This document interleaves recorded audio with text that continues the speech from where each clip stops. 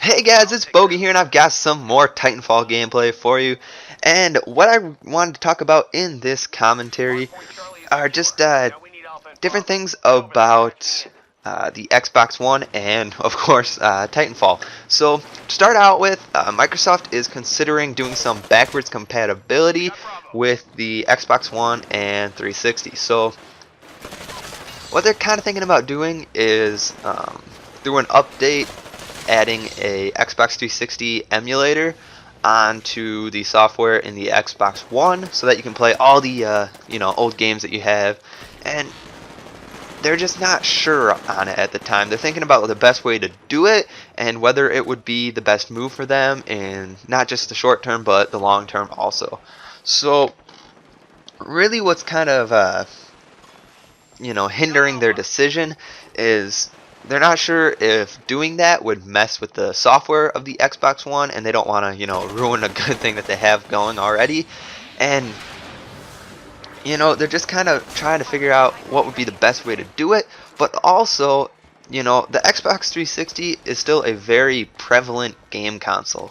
It's not like it's a dead console like the original Xbox or the PlayStation 2. It's a console that's still selling. It still has a huge market for games, and people still play it often. I still go back every once in a while. I'll play an old Call of Duty or Halo or something, and even Grand Theft Auto 5, because that's still an amazing game. I really want to live stream that soon. But anyways, yeah. So it's still like a prevalent console, and they don't want to, add this emulator to the Xbox One and kill off Xbox 360 sales.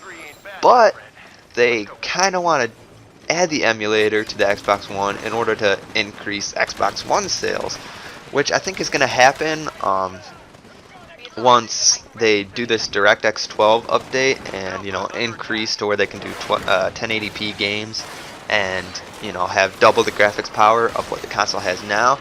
And truthfully, I think the Xbox One and Microsoft had a plan all along for what they were going to do, but I think they kind of had to rush the console to market, and that's why it didn't have all the features that they're actually planning on it having.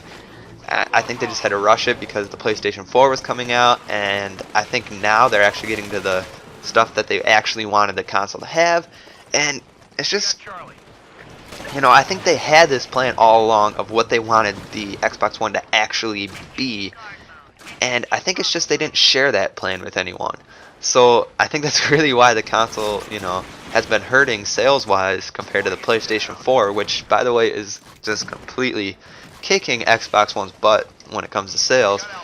And I think if they would have shared their plan with everyone, I mean, yes, it would have, hinted PlayStation on what they were doing, but people would have had more faith in them. They would have been like, yeah, this is what Xbox is doing, so it may not be the best console on the market now, but it has great potential to be in the future, and they could see why. But that's not what they did. They probably had a reason for doing that. I don't know what it was, but I really do hope that they add this 360 emulator to the Xbox One, because it's kind of nice to be able to just have one console and play all my games on it. Plus, I prefer the Xbox One controller to the 360, mostly because of the analog sticks, because they're more like responsive.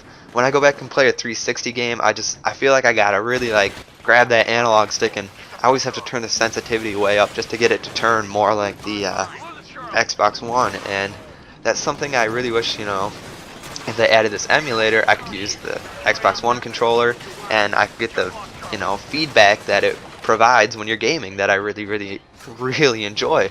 So anyways, what I also want to talk about is if you guys didn't know, recently, very recently actually, I just got Terminator right there. I love those moves that they added in this game, but anyways, recently Titanfall added skill-based matchmaking to multiplayer gameplay, which is really basically all they have. So anyways, they started off a little while ago as like a beta thing. It was just like a game mode. You can go in and you'd get, put in matches based on your skill level. And, at first, I always thought skill-based matchmaking would be something that I'd want in a game.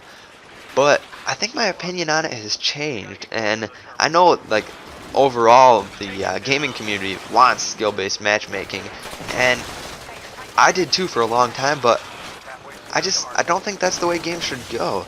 Like, so the reason most people want it is because, you know, you get in a game, you're against this incredible team, you get pwned, and you're like, oh, screw that, you know, I want skill-based matchmaking because I just don't want to verse people that good. I want to verse people my own skill level.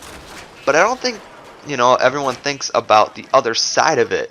You know, when you're the good person and you get put in a game with a bunch of noobs, and you go in there, you get all your kill streaks, you get everything, you're having a great time. That's when the game is truly like its funnest. I mean, yeah, the games when it's like really close and you're going against people of your own skill, they're pretty fun. But who doesn't like to just get in a game and pwn every single person in that lobby that's on the other team? I mean, it's really fun, and nobody can say that they don't like to do that. Who's gonna be like, no, I like to go and get in Call of Duty lobbies and just, you know, have the other team pwn me? No, no, nobody likes to get beat in video games. And skill-based matchmaking is just increasing the potential for that to happen. I mean, it's just putting you with people that are close to your skill level, and it just makes the games harder. And, you know, I mean,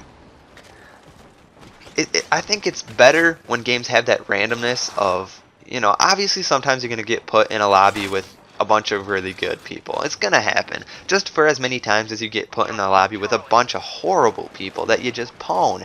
And I think that randomness, you know, adds an element of fun to the game, because, you know, for every good person in the game that's, you know, better than me, there's going to be someone that's worse than me, and who knows, they could be on the same team, and it's going to even it out. And I think that skill-based matchmaking isn't really a good idea, because, you know, ever since they implemented it into Titanfall, I've been getting in these games where I constantly have to worry about the objective, where my teammates are at. You know, not that I don't worry about the objective, you know, I like playing the objective and going for the win, like we're doing in this game right here, but it's just I have to worry about it too much during the skill-based matchmaking, because the other team's constantly fighting for it just like I am, and I don't have any games where I just get in there and I can just run around in my Titan and have fun. You know, I constantly have to go for the objective. I constantly have to worry about winning. I constantly have to worry about where my teammates are, where the enemies are, and it's constant strategizing, and there's no time to just sit back, relax, and enjoy the game. And when you have normal matchmaking that's not that skill-based stuff, that happens every once in a while. You just get in that lobby of noobs, and you can just go in there, you can have a good time and pwn everyone, and you don't really have to think about it too much. Whereas there's also games in that matchmaking where, you know, you have to think about it. You have to use strategy in order to win.